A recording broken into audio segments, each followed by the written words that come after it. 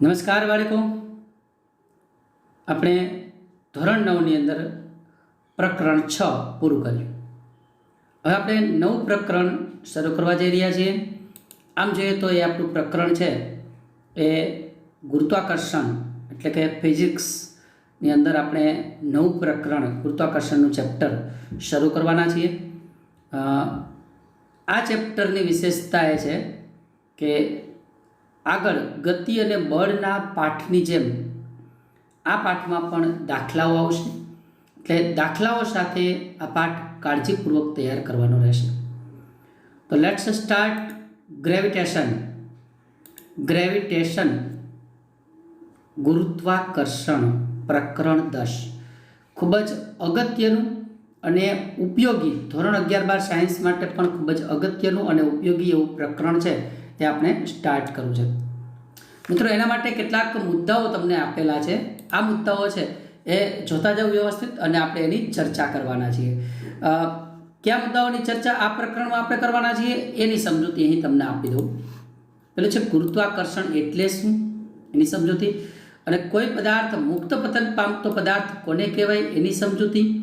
જે તે પદાર્થનું દ્રવ્યમાન અને વજન એ બંને વચ્ચેનો ડિફરન્સ તફાવત, પદાર્થ પર લાગતું બળ એટલે કે ધક્કો અને એ બળને કારણે પદાર્થમાં ઉદ્ભવતું દબાણ, એના પર આધારિત આર્કિમિડીઝનો સિદ્ધાંત, ઘનતા અને સાપેક્ષ ઘનતા. આ બંને મુદ્દાઓ સાથે આ પ્રકરણની આપણે ચર્ચાઓ કરવાની છે, પ્રકરણની અંદર અભ્યાસ કરવાનો છે. તો પહેલો મુદ્દો છે ગુરુત્વાકર્ષણ. તો બાળકો, એક તમને હું સ્પષ્ટતા કરી દઉં. તમે નાના હતા ત્યારથી, જ્યારથી વિજ્ઞાન ભણવા માંડ્યા છો ત્યારથી ગુરુત્વાકર્ષણ શબ્દ તમે સાંભળેલો હોય, પરિચય હોય કે ભાઈ પૃથ્વી પર કોઈ વસ્તુ પડે છે તો એ ગુરુત્વાકર્ષણ બળને કારણે પડે છે, એવું તમે નાનપણથી શીખતા આવ્યા છો. અને ખાસ કરીને મેં તમને કહ્યું એ પ્રમાણે તમે વિદ્યાર્થી વિજ્ઞાન ભણો છો ત્યારથી શીખતા આવ્યા છો કે ઊંચાઈથી કોઈ પણ વસ્તુ પડે છે, પૃથ્વી પર ગતિ કરે છે તો એ ગુરુત્વાકર્ષણ બળને કારણે છે. બરાબર? બધા ગ્રહો જે સૂર્યની આસપાસ ભ્રમણ કરે છે એ ગુરુત્વાકર્ષણ બળને કારણે છે. ચંદ્ર જે પૃથ્વીની આસપાસ પરિક્રમણ કરે છે એ પણ ગુરુત્વાકર્ષણ બળને કારણે છે. આ બધી પરિસ્થિતિઓમાં પદાર્થો પર, ગ્રહો પર, ચંદ્ર પર એક ચોક્કસ બળ લાગે છે. અને તમને એ પણ બધાને કદાચ ખબર હશે, ગુરુત્વાકર્ષણનું નામ પડે એટલે એક મહાન વૈજ્ઞાનિકનું નામ બધાના મોઢા પર આવી જાય, સર આઇઝેક ન્યૂટન. કેવું જ ન પડે, ખબર પડી જ જાય. ગુરુત્વાકર્ષણની શોધ કોને કરી? તો કે ન્યૂટને. તો એ ન્યૂટન છે એ હકીકતને સમજી ગયા હતા. કઈ હકીકતને એ હું તમને કહી દઉં. એટલી બધી બાબતો મેં કીધી કે કોઈ પદાર્થને ઊંચાઈ પરથી પડવા દેવામાં આવે, એ પદાર્થ પૃથ્વી તરફ ગતિ કરે, ગ્રહો સૂર્યની આસપાસ પરિક્રમણ કરે, ચંદ્ર પૃથ્વીની આસપાસ પરિક્રમણ કરે. આ બધી પરિસ્થિતિમાં પદાર્થો પર, ગ્રહો પર અને ચંદ્ર પર ચોક્કસ બળ કામ કરે છે. એ બળ આઇઝેક ન્યૂટન સમજી ગયા હતા. એ બળને એને નામ આપેલું હતું. એ બળને આપણે બધા કહીએ છીએ ગુરુત્વાકર્ષણ બળ, ગ્રેવિટેશનલ ફોર્સ. ગ્રેવિટી શબ્દથી તમે બધા પરિચિત છો. તો આ જે વસ્તુ કહેવા માંગે છે ગુરુત્વાકર્ષણ, તો એની શોધ જે ન્યૂટને કરી, તો ન્યૂટનનો ઇન્ટેન્શન, ઈરાદો શું હતો સમજાવવા માટે. ન્યૂટન ક્યાંના વતની હતા? ન્યૂટનનો જન્મ ક્યાં થયો હતો? ચલો મિત્રો, હું ન્યૂટનનો પરિચય લેવા જઈ રહ્યો છું. અહીંયા હું તમને ન્યૂટનનો પરિચય આપવા જઈ રહ્યો છું કે સર આઇઝેક ન્યૂટન. હું એની બાજુમાં એના જેવડો પહેલાં થઈ જાઉં. આપણે એના જેવા ન થઈ શકીએ, જેવડા થઈ શકે. અને એની બાજુમાં સરસ ફોટો હોય તો આપણને એમ લાગે કે ના, આપણે પણ કંઈક છીએ. તો વાત કરીએ છીએ સર આઇઝેક ન્યૂટન. ન્યૂટનનો જન્મ ઇંગ્લેન્ડમાં ગ્રેન્થામની નજીક વુલ્સથોર્પે ગામમાં થયો હતો. વુલ્સથોર્પે મિત્રો ગામનું નામ છે, પહેલાં તમને સ્પષ્ટતા કરી દઉં. બરાબર? વિજ્ઞાનના ઇતિહાસમાં તે ન્યૂટન છે ને, વિજ્ઞાનના ઇતિહાસની અંદર સૌથી વધારે મૌલિક અને પ્રભાવશાળી અને સિદ્ધાંતવાદી વ્યક્તિ હતા. ન્યૂટનનો જન્મ એક ગરીબ પરિવારમાં થયો હતો. ન્યૂટન એટલે ગરીબ પરિવારમાં થયો હતો. જો 1642 થી 1727 એનો જન્મ સમયગાળો છે, જન્મથી મૃત્યુનો સમયગાળો છે. 1642માં જન્મ અને 1727માં મૃત્યુ. તમારી જાણકારી ખાતર કહી દઉં, 1642માં ગેલેલિયોનું મૃત્યુ થયું અને ન્યૂટનનો જન્મ થયો. બહુ સરસ મજાનું એક આકસ્મિક એવી ઘટના બની ગઈ. બરાબર. એ નિર્ધન પરિવારમાં થયો હતો. ખેતીકામમાં બહુ કુશળ ન હતા, ભણવામાં હોશિયાર હતા. ઈસવીસન 1661માં ન્યૂટન લંડનની કેમ્બ્રિજ યુનિવર્સિટીમાં મોકલવામાં આવ્યા. ત્યાંની એક કોલેજ છે, કોલેજનું નામ છે ટ્રિનિટી કોલેજમાં અભ્યાસ કરતા હતા. લંડનની કેમ્બ્રિજ યુનિવર્સિટીની ટ્રિનિટી કોલેજમાં અભ્યાસ કરતા હતા. બરાબર દુર્ભાગ્યવશ અત્યારે જે ઘટના બની છે એવી એક ઘટના ત્યારે બની. 1665માં લંડનમાં ભયંકર પ્લેગનો રોગ ફાટી નીકળ્યો. એટલે કેમ્બ્રિજમાં પ્લેગ ફેલાવાને કારણે ન્યૂટનને 1 વર્ષની રજા મળી. જોકે એવું કહેવાય છે કે 1.5 વર્ષની રજા મળી, 18 મહિનાની. પણ આમાં આપણને 1 વર્ષ લખેલું છે એટલે આપણે 1 વર્ષ લઈને ચાલીએ.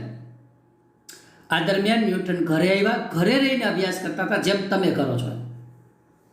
ત્યારે ઓનલાઈન અભ્યાસ નહોતો, પણ પોતાની જાતે પોતાની મેળે અભ્યાસ કરવાનો રહેતો.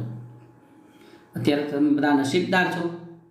મહામારી કોરોનાને પગલે તમે અત્યારે ઘરે રહીને અભ્યાસ કરો છો અને ઓનલાઈન શિક્ષણ પ્રોવાઈડ થઈ રહ્યું છે. ત્યારે ઓનલાઈન શિક્ષણ પ્રોવાઈડ નહોતું. ત્યારે પણ આવી ભયાનક મહામારી ફેલાણી હતી, એ છે પ્લેગ. ન્યૂટનને 1.5 વર્ષની રજા મળી.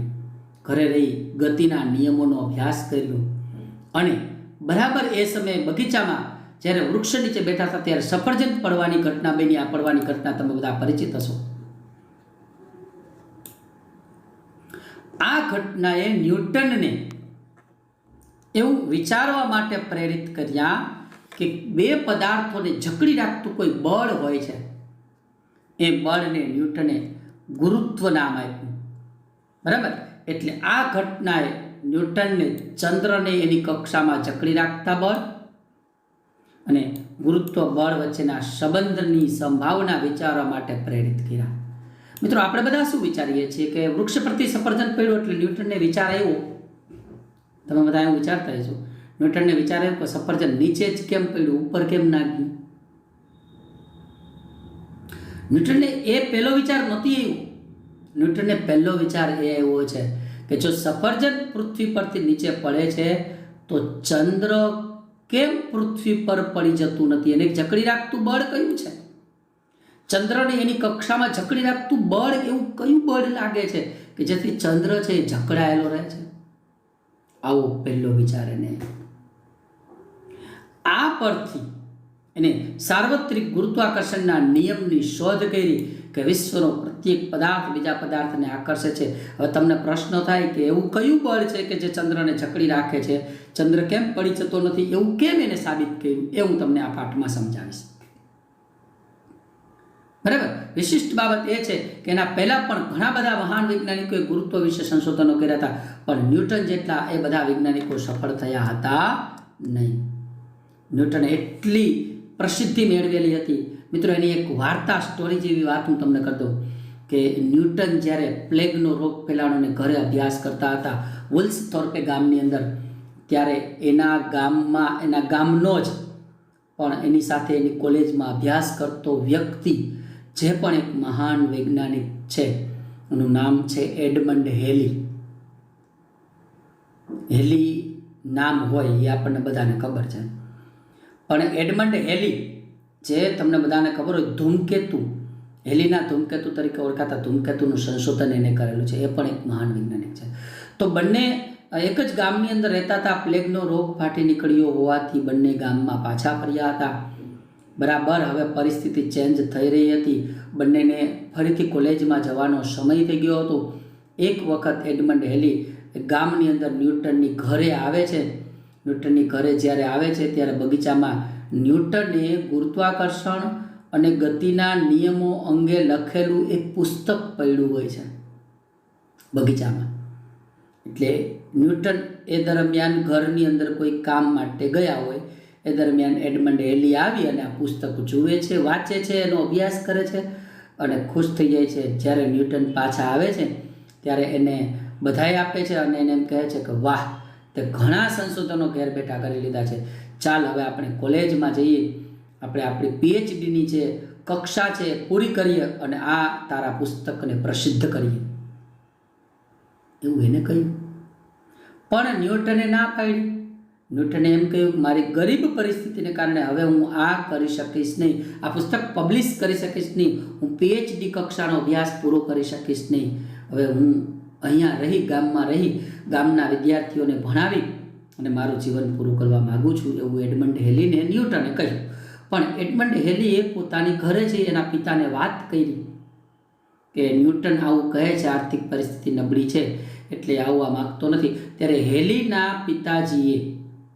એડમંડ હેલીના પિતાજીએ આર્થિક મદદ કરી ન્યૂટનને કેમ્બ્રિજ યુનિવર્સિટીમાં મોકલ્યા અને ન્યૂટનનું આ પુસ્તક પીએચડી કક્ષાએ પ્રસિદ્ધ થયું. પુસ્તકનું નામ હતું ધી પ્રિન્સિપિયા. એ પુસ્તકને કારણે ન્યૂટન સમગ્ર વિશ્વની અંદર એક મહાન વૈજ્ઞાનિક તરીકે પ્રસિદ્ધ થયા.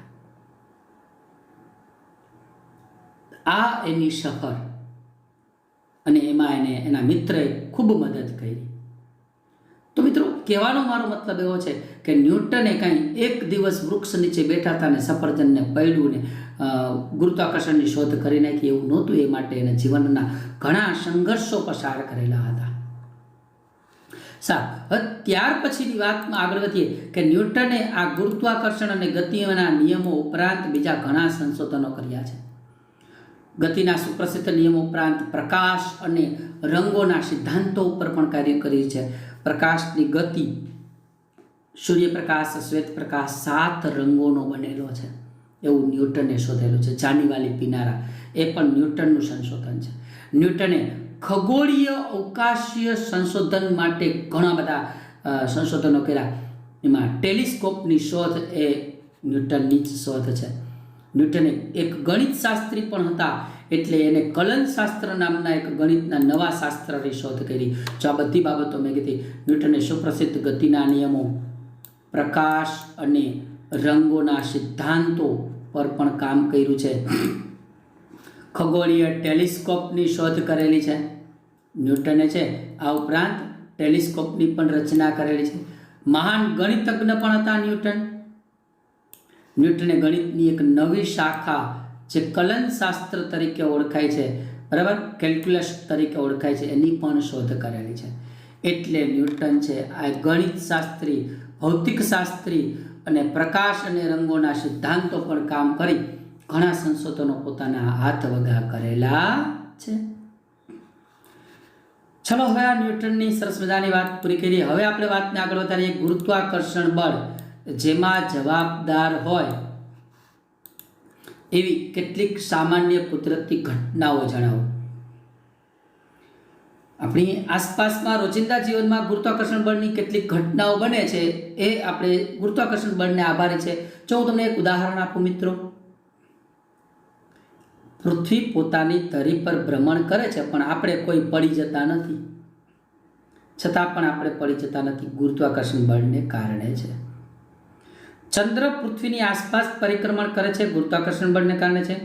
પૃથ્વી અને બીજા ગ્રહો સૂર્યની આસપાસ પરિક્રમણ કરે છે, ગુરુત્વાકર્ષણ બળને કારણે છે. પૃથ્વી પર સફરજનનું વૃક્ષ પરથી નીચે પડવું, તૂટીને નીચે પડવું, એ પણ ગુરુત્વાકર્ષણ બળને જ આભારી છે. તો રોજિંદા જીવનમાં બનતી આ બધી જ ઘટનાઓ બાજુમાં લખી દીધેલી છે મેં કે કાલ્પનિક ધરી પર ભ્રમણ કરે છે ત્યારે આપણે પડી જતા નથી. ચંદ્ર પૃથ્વીની આસપાસ પરિક્રમણ કરે છે, પૃથ્વી અને બીજા ગ્રહો સૂર્યની આસપાસ પરિક્રમણ કરે છે, ઝાડ પરથી સફરજન પડે છે.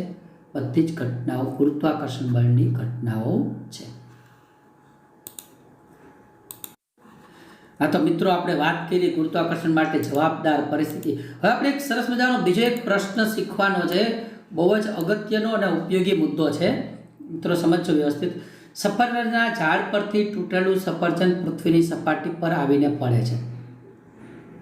જ્યારે પૃથ્વીનો ઉપગ્રહ ચંદ્ર પૃથ્વીની આસપાસ કક્ષીય ગતિ કરે છે.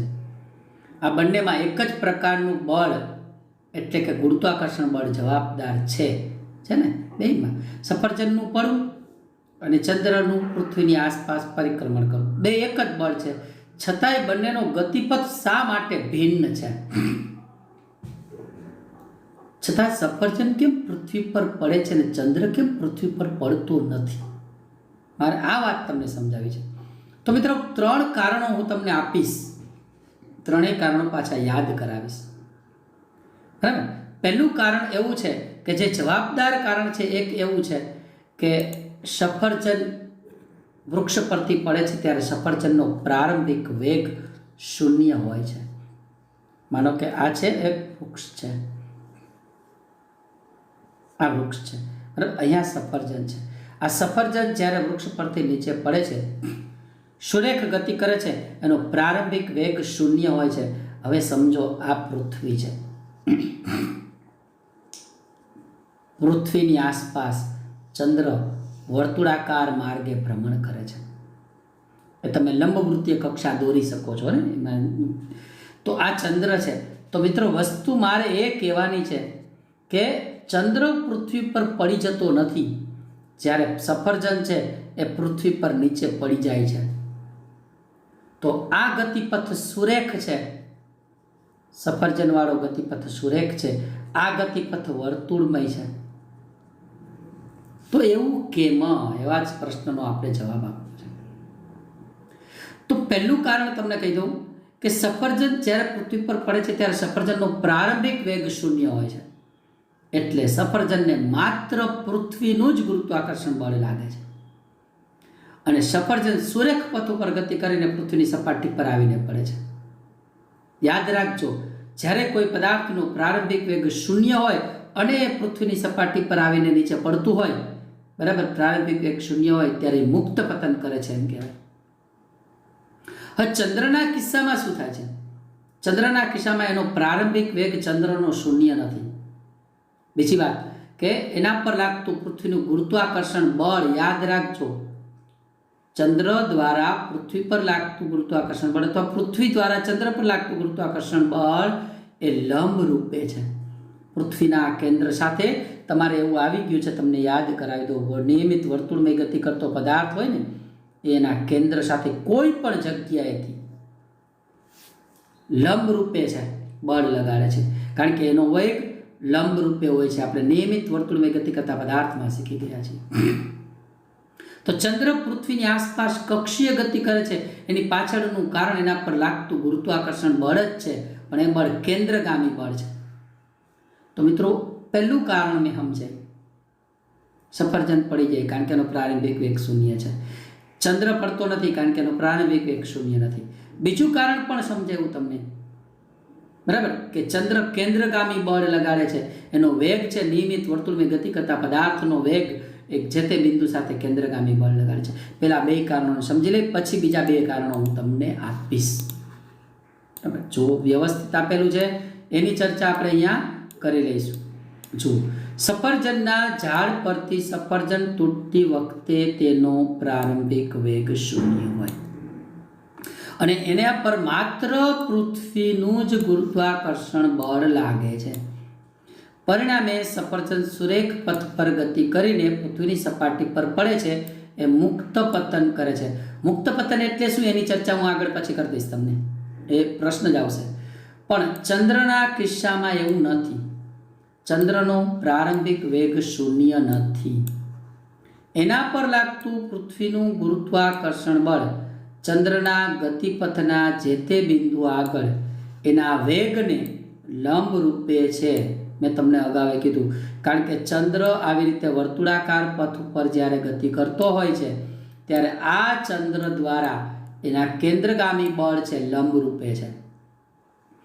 એટલે ચંદ્ર પૃથ્વીની આસપાસ કક્ષીય ગતિ કરે છે. એની પાછળનું કારણ પૃથ્વીનું ગુરુત્વાકર્ષણ બળ છે, જે જરૂરી એવું કેન્દ્રગામી, કેન્દ્ર તરફ લાગતું બળ દ્વારા પૂરું પાડવામાં આવતું હોય છે. કેન્દ્રગામી બળ બંનેનો ગતિપથ ભિન્ન છે. ઓલું સુરેખ છે સફરજન વાળું અને આ વર્તુળ છે. આટલી વાત તમને સમજાવી જોઈએ. ચલો હવે બીજું કારણ શું કે ચંદ્ર પૃથ્વી પર પડી જાય છે? તો બીજું કારણ આપેલું નથી મિત્રો, હું તમને કહી દઉં છું, બહુ સ્પષ્ટપણે સમજાવી દઉં છું. બીજું કારણ એવું છે કે ચંદ્ર અને પૃથ્વીના દળમાં વધુ તફાવત નથી, જ્યારે પૃથ્વી અને સફરજનના દળમાં તફાવત છે. પૃથ્વીનું દળ એટલું વધારે છે કે જે સફરજનને ખેંચે છે. બીજું કારણ દળ. ત્રીજું કારણ પૃથ્વી અને સફરજન વચ્ચેનું અંતર ઓછું છે, જ્યારે પૃથ્વી અને ચંદ્ર વચ્ચેનું અંતર વધારે છે. ત્રીજું કારણ અંતર પણ છે. તો એક કારણ સફરજનનો પ્રારંભિક વેગ 0 છે, જ્યારે ચંદ્રનો પ્રારંભિક વેગ 0 નથી. બીજું કારણ પૃથ્વીનું દળ સફરજન કરતાં વધારે છે, જ્યારે પૃથ્વી અને ચંદ્રના દળ વચ્ચે વધુ તફાવત નથી. આ બે જેટલો તફાવત નથી, પૃથ્વી અને સફરજન જેટલો તફાવત નથી. ત્રીજું કારણ પૃથ્વી અને સફરજન વચ્ચેનું અંતર ઓછું છે અને પૃથ્વી અને ચંદ્ર વચ્ચેનું અંતર ખૂબ વધારે છે. આ બધા કારણોને કારણે ચંદ્ર છે એ પડી જતો નથી. બરાબર. હવે એક પ્રશ્ન પાછો બધાને તમને બાળકો એવો થવો જોઈએ કે ગુરુત્વાકર્ષણનો નિયમ એવો છે કે બ્રહ્માંડનો દરેક પદાર્થ બીજા પદાર્થને પોતાની તરફ આકર્ષે છે. બ્રહ્માંડનો દરેક પદાર્થ બીજા પદાર્થને પોતાની તરફ આકર્ષે છે. ગુરુત્વાકર્ષણનો સાર્વત્રિક નિયમ છે મિત્રો. તો આ સાર્વત્રિક નિયમ હોય તો એવું થવું જોઈએ ને, ન્યૂટનની ગતિના ત્રીજા નિયમ મુજબ એવું થવું જોઈએ ને કે સફરજનને પૃથ્વી આકર્ષે છે તો સફરજન પૃથ્વીને આકર્ષતું હોવું જોઈએ. હકીકતમાં એટલા જ બળથી સફરજન પૃથ્વીને આકર્ષે છે. તમને જાણીને આશ્ચર્ય થશે, પૃથ્વી જેટલા બળથી સફરજનને ખેંચે છે, સફરજન એટલા જ બળથી બોલો પૃથ્વીને ખેંચે છે. તમે નહીં માનો, પણ છતાંય પૃથ્વી સફરજન ઉપર પડી નથી જતી. હવે એનું કારણ હું તમને છે એક ઉદાહરણ સાથે સમજાવું. પહેલાં એક પ્રશ્ન જોઈ લઈએ આપણે, પછી આપણે એ કારણને સમજીએ કે બ્રહ્માંડનો પ્રત્યેક પદાર્થ અન્ય પદાર્થ પર આકર્ષણ બળ લગાડે છે, છતાં પણ ઝાડ પરથી સફરજન તૂટે છે તો સફરજન પૃથ્વી તરફ ગતિ કરે છે, પરંતુ પૃથ્વી સફરજન તરફ ગતિ કરતી નથી. કેમ? ચાલો એક વસ્તુ એની અંદર સમજાવી દો બહુ સ્પષ્ટપણે. તમે એક વસ્તુ ન્યૂટનની ગતિના બીજા નિયમ મુજબ શીખી ગયા છો, F બરાબર ma.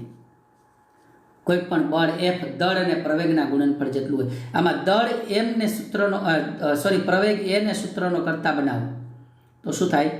F ના છેદમાં m. m એટલે તમને ખબર છે દળ, અને a એટલે બધાને ખબર છે પ્રવેગ. મારે કહેવાની વાત શું છે? દળ અને પ્રવેગ એકબીજાના વ્યસ્ત છે. જે પદાર્થનું દળ વધારે હોય એ પદાર્થમાં ઉદ્ભવતો પ્રવેગ ઓછો હોય. મને કયો, પૃથ્વી અને સફરજનમાંથી કોનું દળ વધારે છે? તમે કહેશો સફરજનનું દળ ઓછું છે, પૃથ્વીનું દળ વધારે છે. મિત્રો, પૃથ્વીનું દળ વધારે છે એટલે એનો પ્રવેગ ઓછો, એટલે પૃથ્વી સફરજન બાજુ ખેંચાતી નથી. શું કહ્યું મેં? પૃથ્વીનું દળ વધારે છે, પ્રવેગ ઓછો છે. કારણ કે પ્રવેગ, જો આમ એકમ બળ ગણો તમે, તો આ બળને એકમ ગણો તો આ દળ વ્યસ્ત થયું. જ્યારે દળ વધારે ત્યારે પ્રવેગ ઓછો, દળ ઓછું ત્યારે પ્રવેગ વધારે. સફરજનનું દળ ઓછું છે એટલે એમાં ઉદ્ભવતો પ્રવેગ વધારે છે, એટલે સફરજન પૃથ્વી પર પડી જાય છે. નથિંગ એલ્સ, બીજું કોઈ રીઝન જ નથી એની અંદર. તો ન્યૂટનની ગતિના ત્રીજા અને બીજા નિયમને જો વ્યવસ્થિત સમજો તો ખબર પડી જશે. જો પહેલો મુદ્દો, ન્યૂટનની ગતિના ત્રીજા નિયમ અનુસાર પૃથ્વી જેટલા બળથી સફરજનને પોતાની તરફ આકર્ષે છે એટલા જ બળથી સફરજન પૃથ્વીને પોતાની તરફ આકર્ષે છે. ત્રીજા નિયમ મુજબ આવું થવું જોઈએ, પણ નથી થતું. એનું કારણ બીજા નિયમ મુજબ બળ બરાબર દળ ગુણ્યા પ્રવેગ, તો પ્રવેગ બરાબર બળ છે દળ. મેં હમણાં સૂત્ર લખ્યું તેમ, બરાબર. એનો અર્થ શું થયો કે આપેલ મૂલ્યના બળ માટે પદાર્થમાં ઉદ્ભવતો પ્રવેગ પદાર્થના દળના વ્યસ્ત પ્રમાણમાં હોય છે. ખાસ સમજો કે કે પદાર્થમાં ઉદ્ભવતો પ્રવેગ એના દળના વ્યસ્ત પ્રમાણમાં હોય. આ મેં તમને કહ્યું. એટલે મેં કહ્યું એ પ્રમાણે દળ વધુ તો પ્રવેગ ઓછો. હવે પૃથ્વીનું દળ સફરજનના દળ કરતાં અનેક ગણું વધારે છે, તેથી પૃથ્વીમાં ઉદ્ભવતો પ્રવેગ ખૂબ ઓછો હોવાથી અનુભવાતો નથી. દળ વધારે, પ્રવેગ ઓછો, એટલે પૃથ્વી સફરજન બાજુ ખેંચાતી નથી. પણ પૃથ્વી સફરજન તરફ ગતિ કરતી જણાતી નથી, પણ સફરજનના પ્રવેગનું મૂલ્ય વધારે. શું કામે? દળ ઓછો એટલે પ્રવેગ વધારે, એટલે સફરજન પૃથ્વી તરફ ગતિ કરે છે. વાત સમજાણી? બહુ સ્પષ્ટ સમજવા જેવી વાત છે, અને ખાસ ક્લિયર કરી લેજો. એક વખત વ્યવસ્થિત ફરીથી પણ જોજો. લોજિક સિમ્પલ કામ કરે છે. એની અંદર કયું લોજિક કામ કરે છે? જેમ દળ વધારે તેમ પ્રવેગ ઓછો. પૃથ્વીનું દળ વધારે, પ્રવેગ ઓછો, એટલે પૃથ્વી સફરજન બાજુ જતી નથી. જેમ દળ ઓછું એમ પ્રવેગ વધારે. સફરજનનું દળ ઓછું એટલે એનો પ્રવેગ વધારે, એટલે પૃથ્વી પર પડી જઈશ. બસ, નથિંગ એલ્સ. હવે આવશે સાર્વત્રિક ગુરુત્વાકર્ષણનો નિયમ આપો. આપણો પ્રશ્ન છે ગુરુત્વાકર્ષણનો સાર્વત્રિક નિયમ સમજાવો. સાર્વત્રિક ગુરુત્વાકર્ષણનો નિયમ સમજાવો, એનું ગાણિતિક સ્વરૂપ તારવું. મિત્રો, ગુરુત્વાકર્ષણના નિયમને સાર્વત્રિક કહેવાય છે, કારણ કે એનો પહેલો શબ્દ જ એવો છે. મેં તમને હમણાં કીધું, બ્રહ્માંડનો પ્રત્યેક પદાર્થ બીજા પદાર્થને પોતાની તરફ આકર્ષે છે. બ્રહ્માંડ એટલે વિશ્વ કહી શકો તમે. વિશ્વનો પ્રત્યેક પદાર્થ બીજા પદાર્થને પોતાની તરફ આકર્ષે છે. હવે સાંભળજો આગળ નિયમ. આ આકર્ષણ બળ બંને પદાર્થના દળના ગુણાકારના સમપ્રમાણમાં હોય.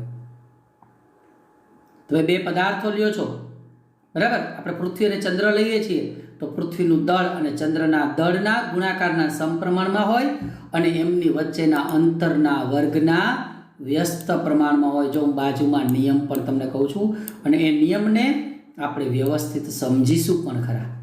વિશ્વનો પ્રત્યેક પદાર્થ બીજા પદાર્થને પોતાની તરફ આકર્ષે છે. આ આકર્ષણ બળ એ બંને પદાર્થના દળના ગુણાકારના સમપ્રમાણમાં અને એની વચ્ચેના અંતરના વર્ગના વ્યસ્ત પ્રમાણમાં હોય. બળની દિશા બંને પદાર્થોના કેન્દ્રોને જોડતી રેખાની દિશામાં હોય. અહીંયા એક શબ્દ તમે બાળકો જો ઉમેરી શકાય તો ઉમેરી દેજો.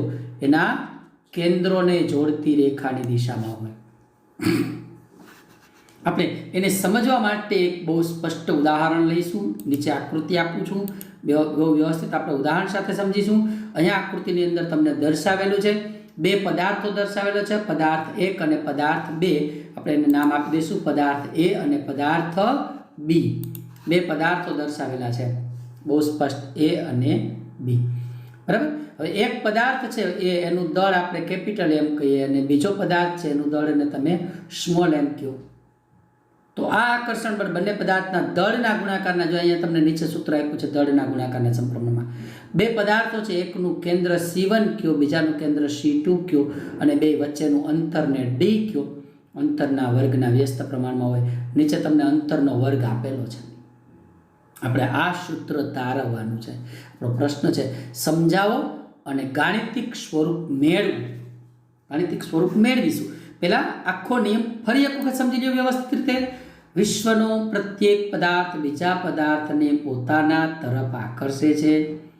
બે પદાર્થો વચ્ચેનું આ આકર્ષણ બળ એ બંને પદાર્થોના દળના ગુણાકારના સમપ્રમાણમાં અને બંને પદાર્થો વચ્ચેના અંતરના વર્ગના વ્યસ્ત પ્રમાણમાં હોય છે. અને આ બળની દિશા બંને પદાર્થોને જોડતી રેખા, બંને પદાર્થોના કેન્દ્રને જોડતી રેખાની દિશામાં હોય છે. આ સાર્વત્રિક ગુરુત્વાકર્ષણના નિયમની સમજૂતી આપી. હવે આપણે એનું ગાણિતિક સૂત્ર તારવવું છે. સાવ સહેલું છે. હું તમને આકૃતિ સાથે સૂત્ર તારવવાનું શીખવાડું છું. બરાબર? બે આકૃતિઓ તમારે, આકૃતિ બંને પદાર્થોની આપેલી છે, એ દોરવાની છે. બંને પદાર્થોના દળ કેપિટલ M અને સ્મોલ m છે. હવે વ્યવસ્થિત સમજો આખું જે સૂત્ર તારવવું હોય તો કઈ બાબત છે.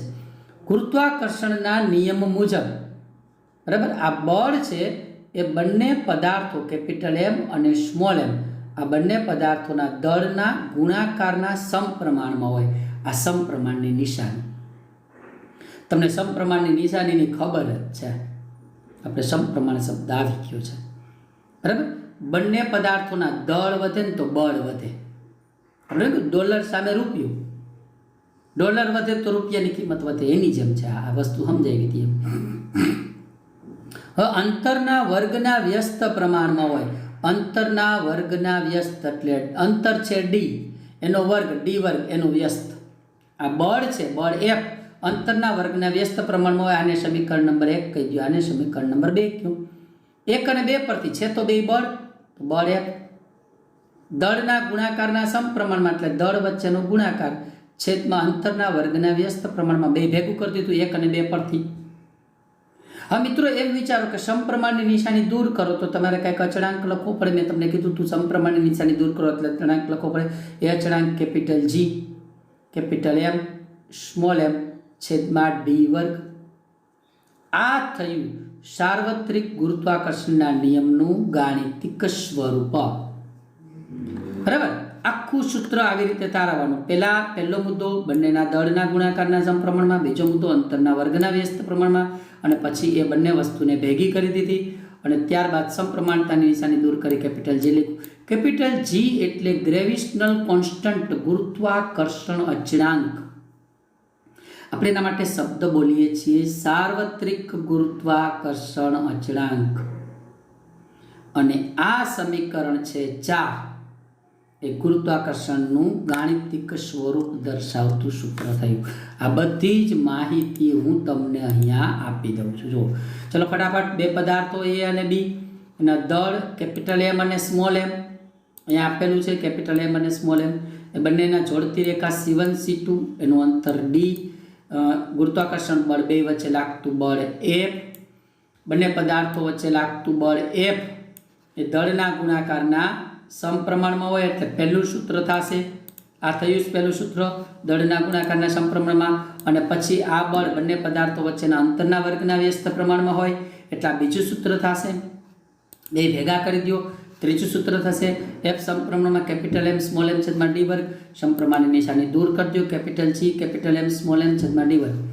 એફ બરાબર capital G capital M small M છેદમાં ડી વર્ગ. આ ગાણિતિક સ્વરૂપ જ્યાં કેપિટલ જી સાર્વત્રિક ગુરુત્વાકર્ષણનો અચળાંક છે, યાદ રાખજો. નીચે બધું જ હું લખી દઉં છું. કેપિટલ જી સમપ્રમાણતાનો અચળાંક કહેવાય, સાર્વત્રિક ગુરુત્વાકર્ષણ અચળાંક કહેવાય. સાર્વત્રિક ગુરુત્વાકર્ષણના નિયમનું ગાણિતિક સ્વરૂપ દર્શાવે છે. તમારે બાળકો 4 સમીકરણો યાદ રાખવાના છે. પહેલું, દળના ગુણાકારના સમપ્રમાણમાં હોય એ પહેલું સમીકરણ યાદ રાખવાનું છે.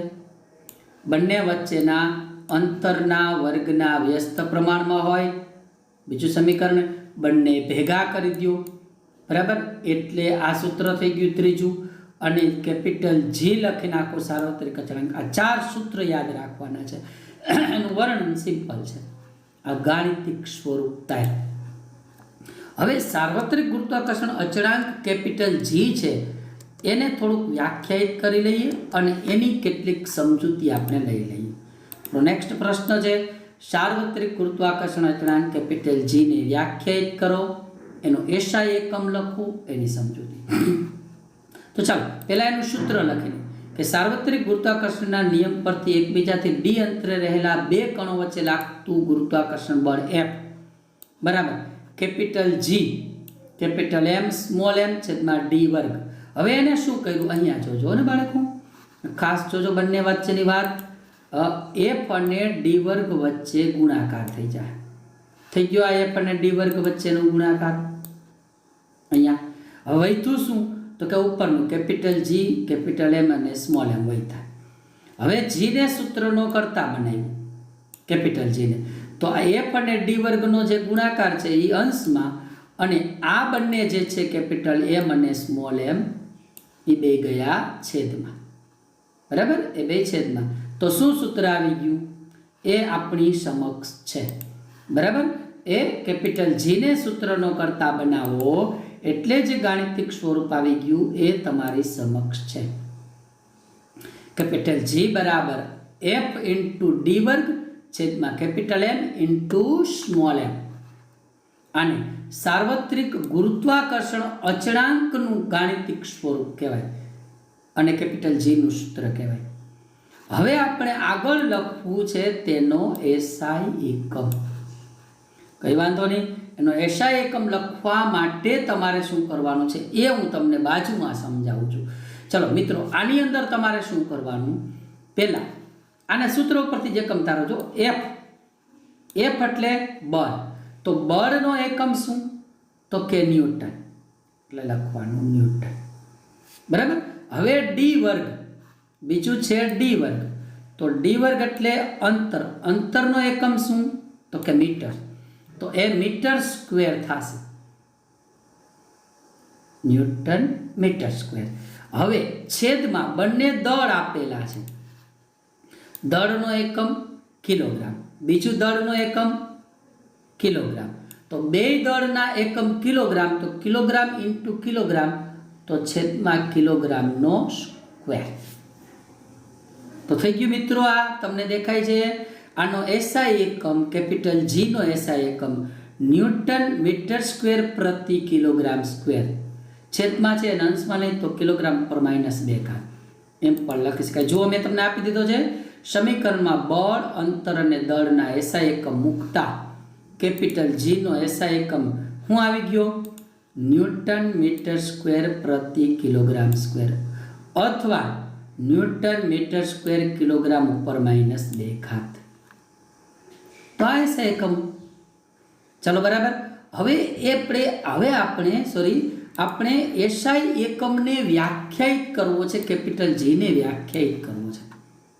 હું તમને બાળકો એમ કહું, અહીંયા આપણે 1 ન્યૂટન બળ લઈ, અને 1 ન્યૂટન બળ લઈએ, આપણે 1 મીટર, બે પદાર્થો વચ્ચેનું અંતર છે 1 મીટર રાખી, 1 મીટર સ્ક્વેર, છેદમાં બંને પદાર્થોના દળ 1 કિલોગ્રામ લઈએ, તો જવાબ આવવાનો છે એ શું આવવાનો છે, બરાબર. આ 1 ન્યૂટન બળ 1 મીટર સ્ક્વેર 1 કિલોગ્રામ સ્ક્વેર, તો કેપિટલ G અચળાંક છે ને એની કિંમત 1 આવે. પણ આપણે હવે સમજો, આ એક જે ન્યૂટન બળ મેં તમને કીધેલું છે, 1 ન્યૂટન બળ, સોરી 1 મિનિટ, આ જે 1 ન્યૂટન બળ આપણે જે કીધેલું છે, આ 1 ન્યૂટન બળ, બરાબર. એ જ્યારે પદાર્થમાં, કોઈ પણ પદાર્થની અંદર 1 મીટર સ્ક્વેર જેટલું આપણે અંતર લઈએ બે પદાર્થો વચ્ચેનું, 1 કિલોગ્રામ સ્ક્વેર જેટલા બંને પદાર્થના દળ લઈએ, તો 1 ન્યૂટન બળ 1 કેપિટલ G જેટલું થઈ જાય. કેપિટલ G એટલે ન્યૂટન મીટર સ્ક્વેર પ્રતિ કિલોગ્રામ સ્ક્વેર. કહેવાનો મતલબ શું છે, બરાબર.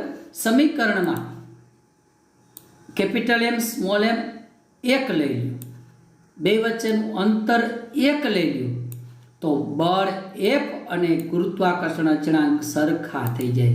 કેપિટલ G બરાબર શું થઈ જાય, કેપિટલ F થઈ જાય.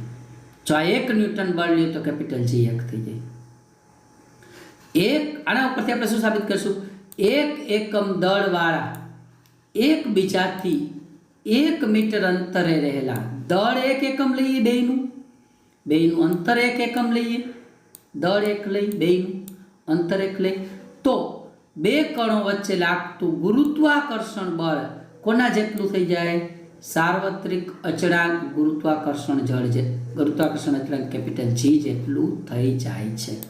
બંને સરખા થઈ જાય. પણ ક્યારે આવું થાય, બરાબર, આપણે બધી કિંમત 1 લઈએ, આ બંને 1 લઈએ, અંતર 1 લઈએ, તો એ 1 ન્યૂટન બળ 1 કેપિટલ G જેટલું થઈ જાય.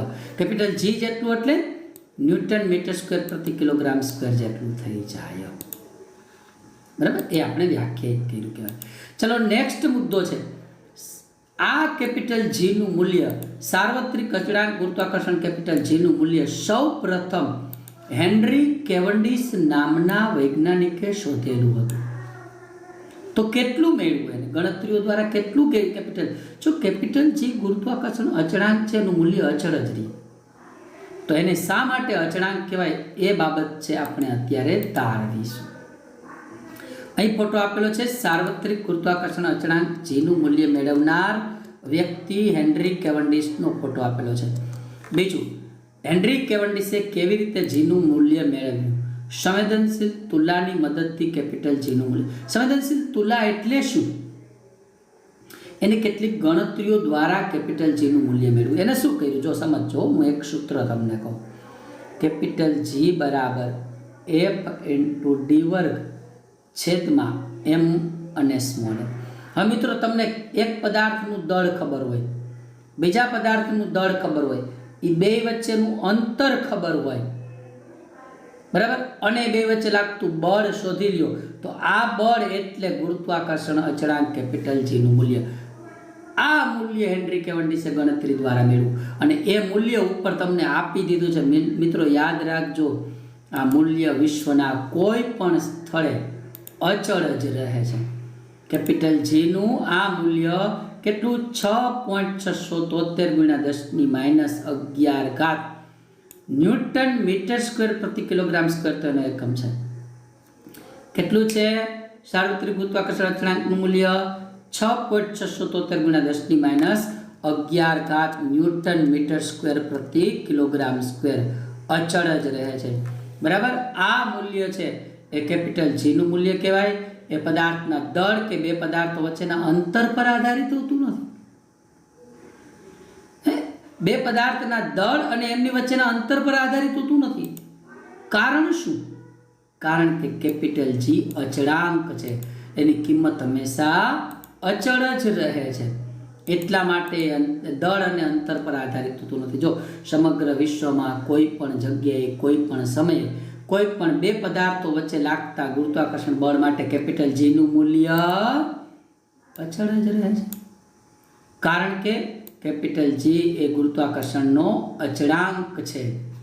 તો આ ગુરુત્વાકર્ષણ અચળાંક શું છે એની સમજૂતી આપી. હવે સાર્વત્રિક ગુરુત્વાકર્ષણનો નિયમ કઈ કઈ જગ્યાએ ઉપયોગી છે આપણે આવી ગયું છે. સાર્વત્રિક ગુરુત્વાકર્ષણનો નિયમ છે આપણી આસપાસની અનેક ઘટનાઓને સફળતાપૂર્વક સમજાવે છે, જે અગાઉના વર્ષોમાં અસંબંધિત માનવામાં આવતી હતી. દાખલા તરીકે આપણને પૃથ્વી સાથે જકડી રાખતું બળ એટલે ગુરુત્વાકર્ષણ બળ. પૃથ્વીને ફરતે થતું ચંદ્રનું અને કૃત્રિમ ઉપગ્રહોનું પરિક્રમણ એટલે ગુરુત્વાકર્ષણ બળ. સૂર્યની ફરતે થતું ગ્રહોનું પરિક્રમણ એટલે ગુરુત્વાકર્ષણ બળ. ચંદ્ર અને સૂર્યને કારણે દરિયામાં આવતી ભરતીઓટ એટલે ગુરુત્વાકર્ષણ બળ. પૃથ્વીના વાતાવરણનું પૃથ્વી સાથે જકડાયેલું રહેવું અને પૃથ્વી પર વરસાદ અને હિમવર્ષા થવી એટલે ગુરુત્વાકર્ષણ બળ. મિત્રો, ગુરુત્વાકર્ષણ બળ ના હોત તો આપણું વાતાવરણ એ પૃથ્વી સાથે જકડાયેલું ના રહેત. તો આ વાયુઓ છે એ જકડાયેલા ના રહે. ઓક્સિજન ક્યારનો દૂર ચાલ્યો ગયો હોત તો આપણે જીવતા ના રહે. પૃથ્વી પર વરસાદ આવવું એ ગુરુત્વાકર્ષણ બળ. હિમવર્ષા થવી ગુરુત્વાકર્ષણ બળ. ચંદ્ર અને સૂર્યને કારણે દરિયામાં ભરતીઓટ આવી એ ગુરુત્વાકર્ષણ બળ. બરાબર, સૂર્યની ફરતે ગ્રહોનું પરિક્રમણ થવું એ ગુરુત્વાકર્ષણ બળ. પૃથ્વીને ફરતે ચંદ્રનું પરિક્રમણ થવું એ ગુરુત્વાકર્ષણ બળ. આપણને પૃથ્વી સાથે જકડી રાખતું બળ એટલે ગુરુત્વાકર્ષણ બળ. તો અગત્યતા તો આવડી છે. તો મિત્રો, આ સાથે ગુરુત્વાકર્ષણ બળ અને એને લગતી મોટા ભાગની ઘણી બધી વિગતો પૂરી કરી. પણ પાઠમાં ગુરુત્વાકર્ષણ પાઠનું નામ છે એટલે ઘણું બધું હજુ શીખવાનું છે, એ આપણે નેક્સ્ટ વિડીયોમાં શીખીશું.